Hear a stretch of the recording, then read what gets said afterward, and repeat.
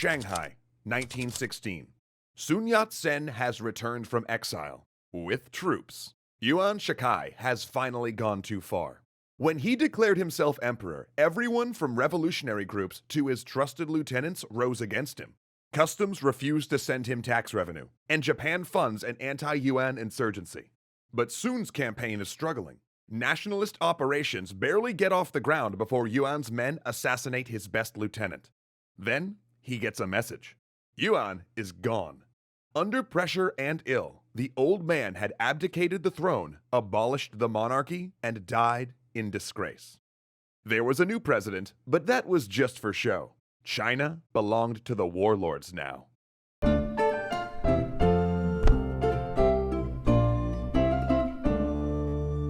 Yuan is dead, and China ignites into a cycle of never-ending crisis. Instead of restoring constitutionalism, his death shattered the young democracy. Yuan's massive northern army broke into cliques under his lieutenants.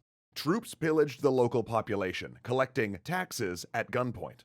Foreign mercenaries, military advisors, and soldiers of fortune of all stripes poured into China. Some warlords only control a single province. The most powerful dominate 2 or 3. A few seize power in hopes of guarding constitutionalism until the republic can re-emerge. But the majority govern through naked exploitation. In Manchuria, Japanese interests back a warlord who's basically a bandit king, giving them open access to China's industrial heartland. Everyone wants Beijing. Whoever holds the capital gets both foreign recognition and access to tax revenue. So the warlords take it from each other again and again. In the 12 years following Yuan's death, China will have no less than 6 heads of state and 25 different political cabinets. The dethroned child emperor, now a political pawn, will get briefly reinstalled twice. This marked the darkest period in Sun's life. His flower of Republican China had been snipped before it could bloom. 2 decades worth of work destroyed. Even after the Japanese agreed to fund his rebellion, he'd arrived too late and once again lost the initiative. His nationalists played little part in dethroning Yuan. The warlords all had more troops. Sun questioned everything. He decided it had been naive to expect China to simply transition to democracy. The people were unfamiliar with it, and a new republic with its inherent factionalism could never stand up against authoritarian warlords. So he wouldn't found a democracy then, at least not at first. His next government would be a single-party military one, with the hope of securing the country and instructing the people in republican government before transitioning to democracy.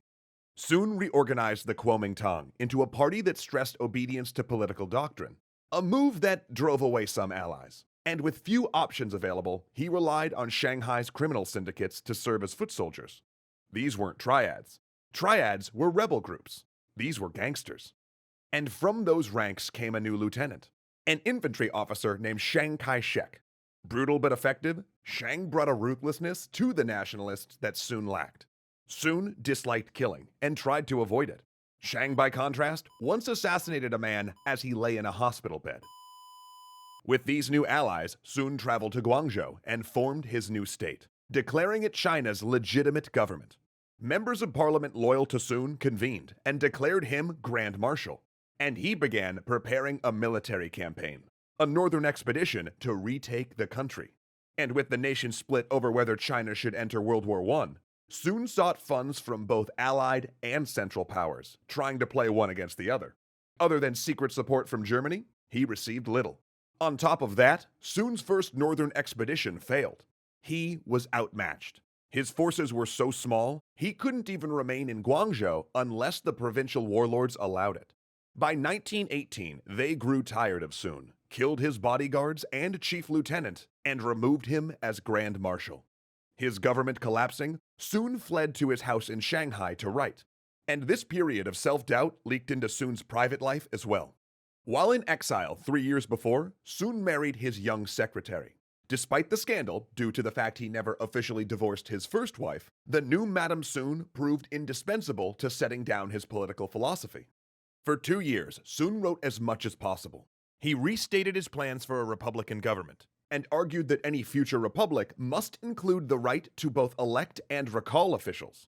He collected essays into books, and he set out a radical infrastructure plan, proposing that China lay down over 100,000 miles of rail and roads to connect its cities, dam the Yangtze River for hydroelectric power, and establish 2 new ports. Though deeply unrealistic at the time, it would essentially create the development plan China still follows today. And soon might have ended there. An elder statesman dreaming of the future, if not for the Treaty of Versailles. See, China's entry into World War I divided the country, especially since Japan had used the war as a pretext to invade German possessions in China and solidify its control over the Beijing government. So when the Treaty of Versailles let Japan keep Chinese territory it invaded, the betrayal was too much.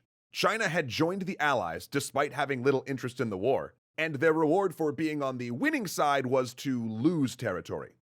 Mass protests followed, with a younger generation of students emerging as leaders. New forces like the Communist Party of China sprung up, arguing for an alliance with their new revolutionary kin in Soviet Russia. And one of these young, motivated revolutionaries was an assistant university librarian named Mao Zedong. At first, Sun dismissed this new cultural movement as a passing fad.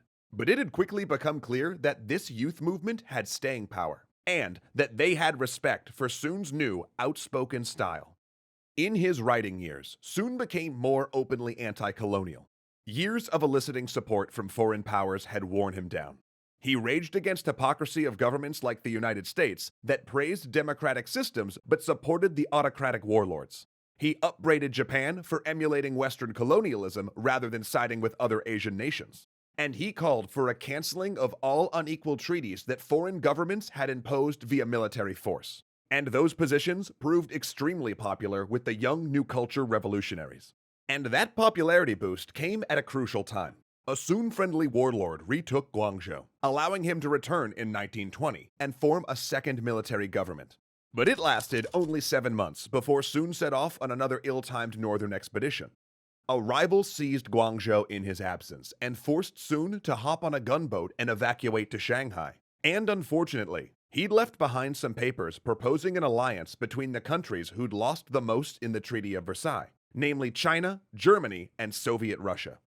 This revelation, as well as Sun's difficulty in working with progressive warlords and constitutionalists in Beijing, tarnished his legitimacy. While still respected as an elder statesman, public opinion increasingly cast Sun as irrelevant. Abandoned by both domestic and foreign allies, Sun turned to the only ones offering aid, the Soviets. Russia's new government was, strangely enough, a fairly natural ally.